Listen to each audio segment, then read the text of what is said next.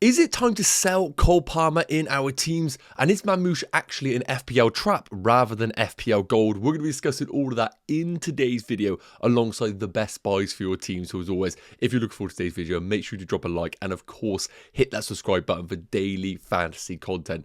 Enough waffling, let's get into today's video. So first up, we have to kick things off with the most bought player going into game week 6, Man City's Marmoush, who of course scored that hat-trick in game week 25 against high-flying Newcastle. And not only him, but Man City looked fantastic in that game week. And it does beg the question right now, are Man City players now back on the menu for ourselves? Because with the introduction to Marmoush in that team, with Savinho off on the right flank, with Gonzalez now operating as a bit of a DM, it looks much more balanced, this Man City team. So we have to come to the conclusion, going into game week 26, are Man City back? Can we buy them? And importantly, is Marmoush actually FPL gold? Or is he a trap? Now, a quick reminder that he is a forward on the game at 7.1 million.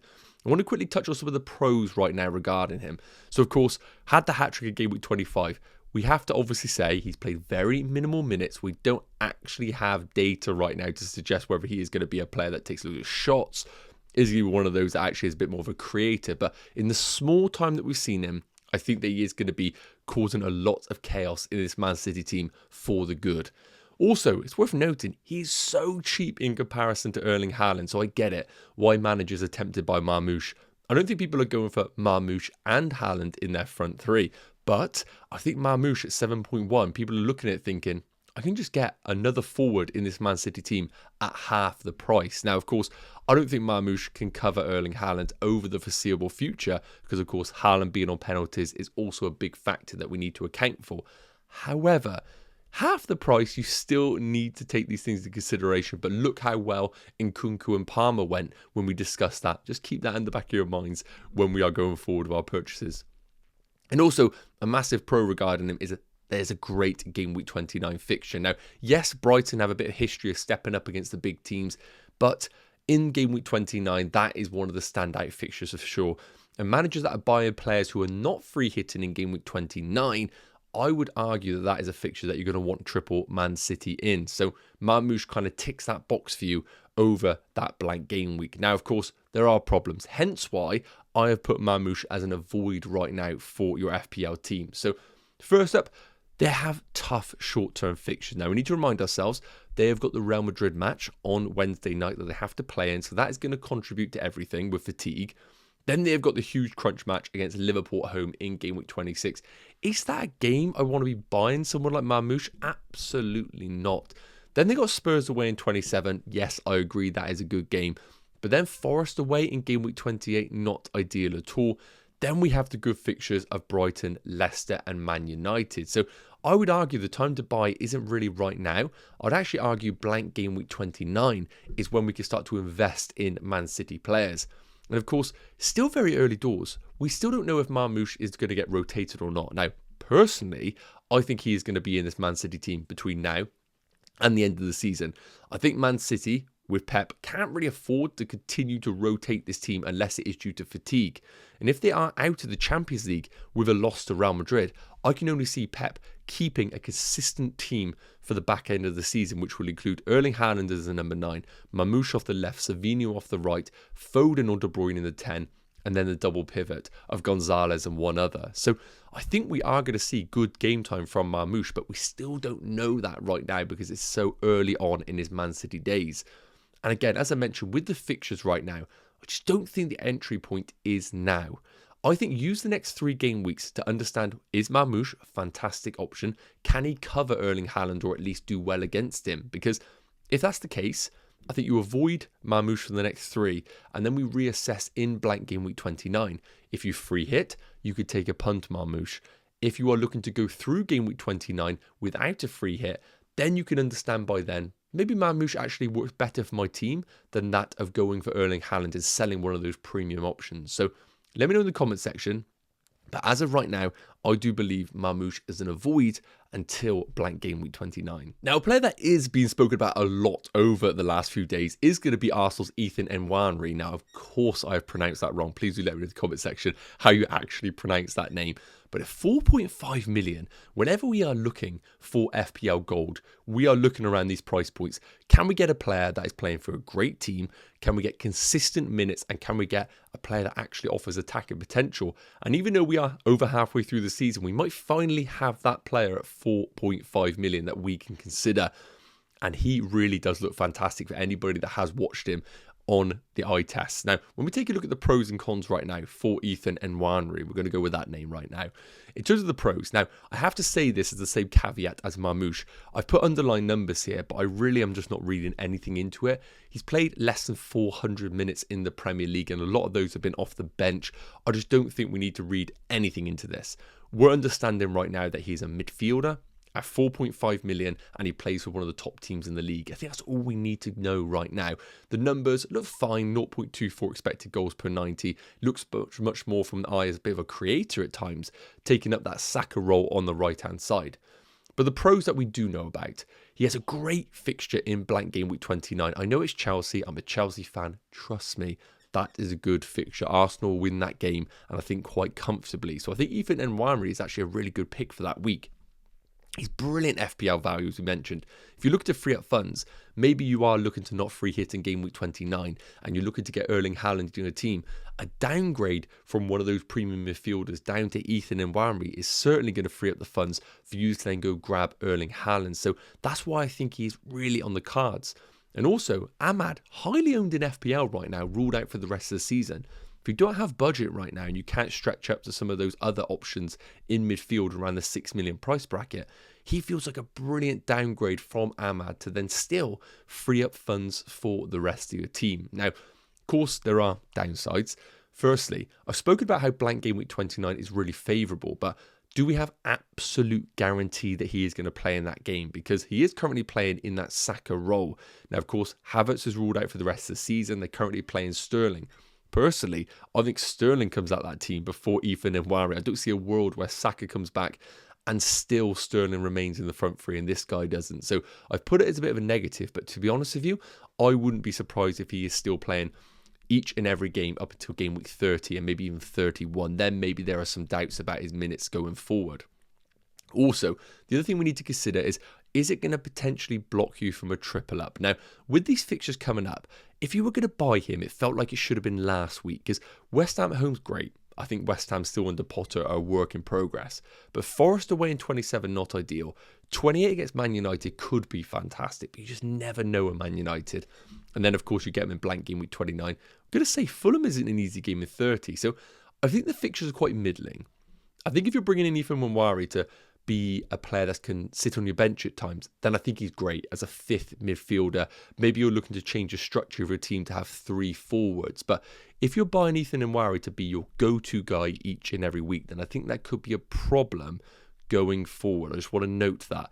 Now, we have had rumours of Saka coming back around game week 29, 30. So again, I think he's fine for the next few weeks. So to conclude, I think it's a good buy, but I think it's definitely team structure based where you only bring him in if you have a really solid front three in your forwards who you're probably going to play each and every week. And then you could just bring Ethan Nwaneri in at times to accommodate in your starting team. I don't think I should be bringing him in knowing that he is going to be a guaranteed starter in my FPL team for the next 6 or 7 weeks. So he is a good buy, but team dependent. So Cole Palmer has absolutely split the FPL community right now. He's the third most sold player going into game week 26. But on the other hand, so many FPL managers are just rattling their brains wondering why the hell Cole Palmer is being sold in the first place. So hopefully this section can put you at ease whichever direction you're planning on going with Cole Palmer.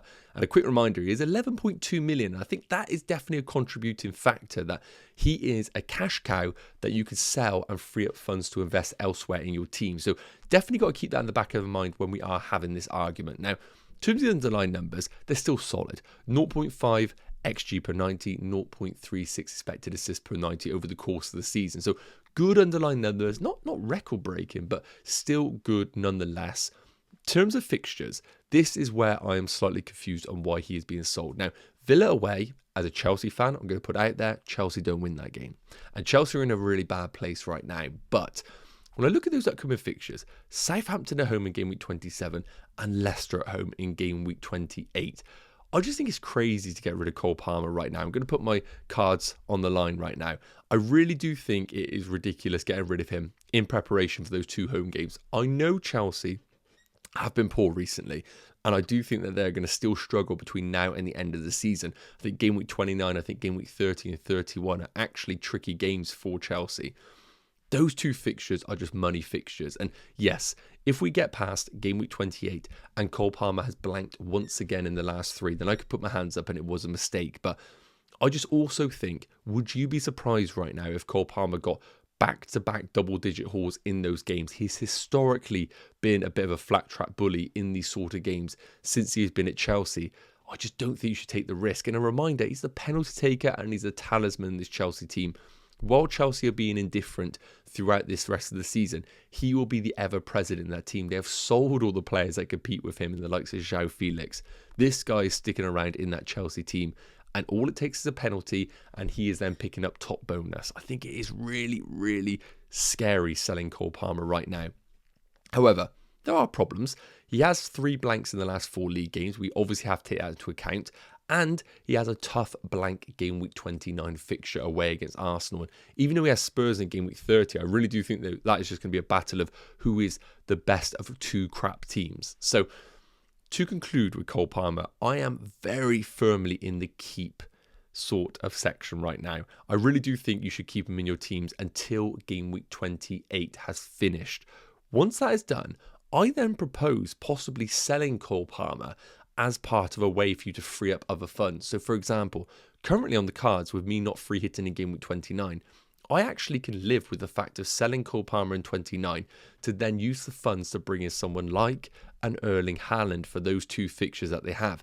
Yes, game week 30, he could do well against Spurs, but with the return of Van der Ven and Romero, that will be a tougher game for Chelsea. So for me, keep Cole Palmer for the next 3.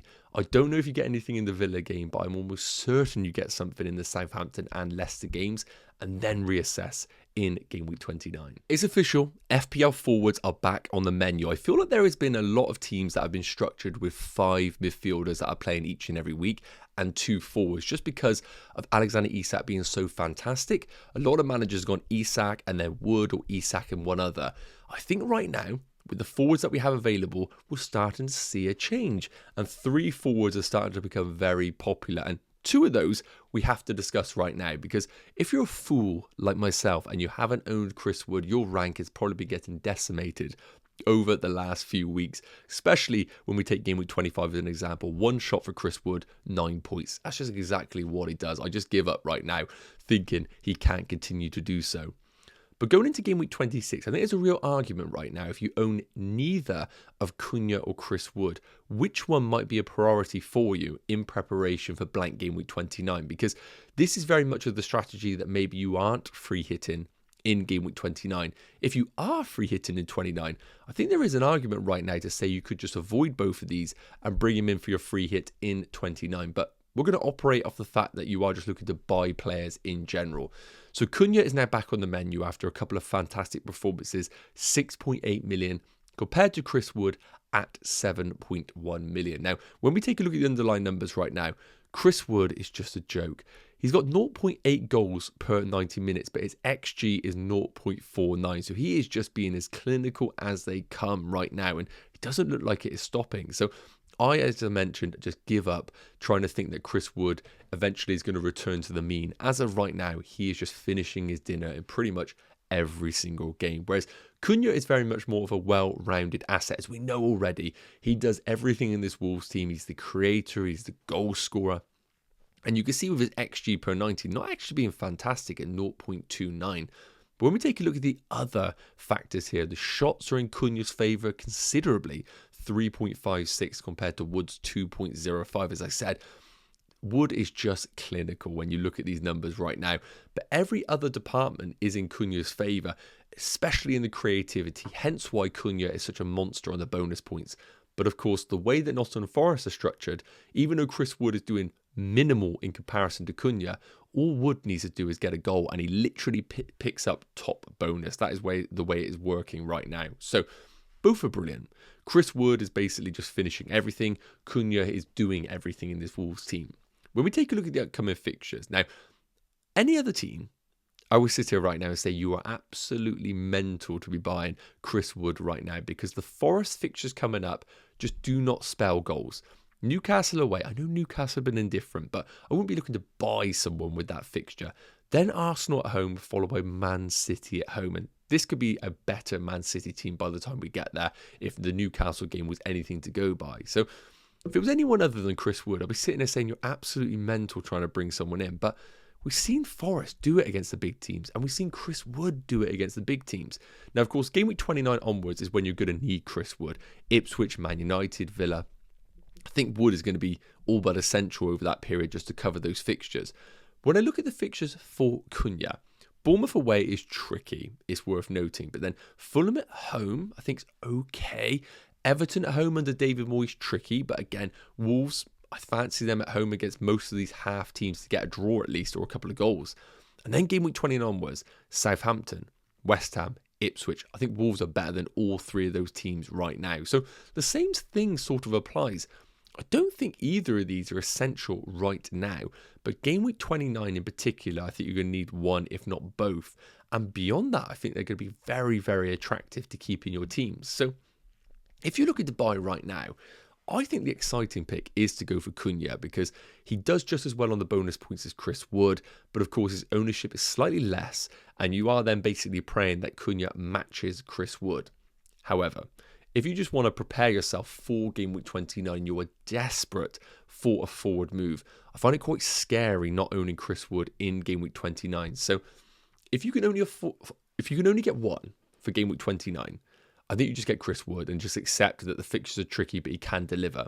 However, if you can, maybe put yourself in a position where you can get Cunha now, and then alongside him, Chris Wood in game week 29. That would be my preference. Cunha now, Chris Wood in game week 29. But let's be real, who can stop Chris Wood right now? I fancy him scoring against anybody, even prime AC Milan back in the day. So let me know your thoughts in the comment section. For me, it'd be Cunha now, Wood in 29. So it feels like in every single one of these videos, I'm talking about Bournemouth midfielders, but it is relevant once again going into game week 26, because a lot of managers are buying these fantastic priced assets, with Dango at 5.1 million, Semenyo at 5.7 million, and Kluivert at 6 million. So we've spoken about it each and every week, but they just keep delivering and offering incredible value. So going into game week 26 right now, I just wanted to take a look and see if we can come to some conclusion which one is the priority right now, and should we actually be looking to double up, triple up on these assets. So firstly, the fixtures.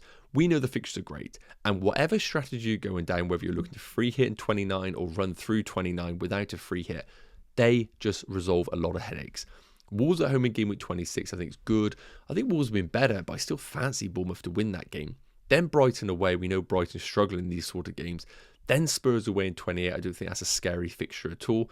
Then Brentford at home in game week 29, which is the blank, followed by Ipswich at home in 30 and West Ham away in 31. I mean, the fixtures over the next 6 are fantastic, and whichever Bournemouth player you look to bring in, I think you just look to start him in all of those games. Now, to come to some sort of conclusion, because I think it's so tough to do so, I'm just going to look at the data from game week 21 to game week 25. The reason being is these are the 5 games where we have actually had the structure that Bournemouth have gone for. This doesn't include Evan Nielsen or Unal when they got injured. This is the combination of Dango up top, Semenyo, Kluivert, and then one of Christie or Tavernier.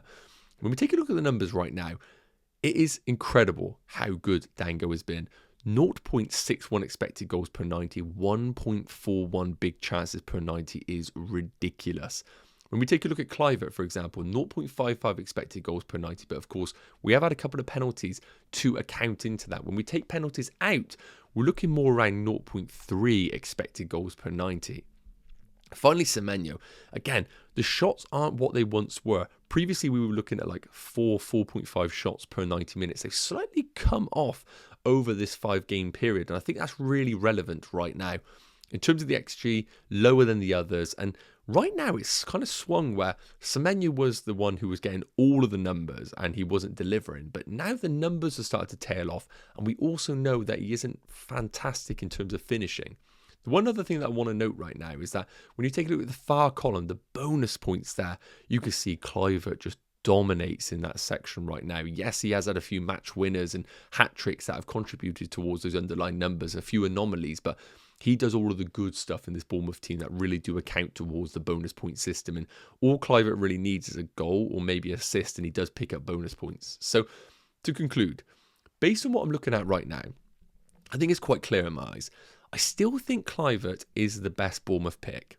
However, I'm now going to put Ouattara quite clearly above Semenyo. He's cheaper. He's playing as a number 9 and the underlying numbers are fantastic. And I don't see his minutes changing anytime soon. I mean, you look at the numbers here, Dango's has been nearly just as good as Semenyo's. So yes, Evan Nielsen could return in the foreseeable future, but I just don't see it happening. I think Kluivert is your go-to. If you have Kluivert right now and you're thinking, can I double up on Bournemouth? I think you absolutely can do so. And the one that I would go to, based on this, is going to be Ouattara. Especially if you're looking to wildcard in game week 30 or 31. I think Ouattara is going to start all of these games. And he looks brilliant with these underlying numbers. So for me, Ouattara is the standout one if you already have Kluivert. Yes, guys, okay, that is going to wrap up today's video, taking a look at those players to buy, keep, and sell. Hopefully, it's provided some value to you. I was going to cover off a bit of a management section because I know the assistant manager is so prevalent right now, but I'm going to cover that off in tomorrow's video because I think it deserves a bit of a deep dive.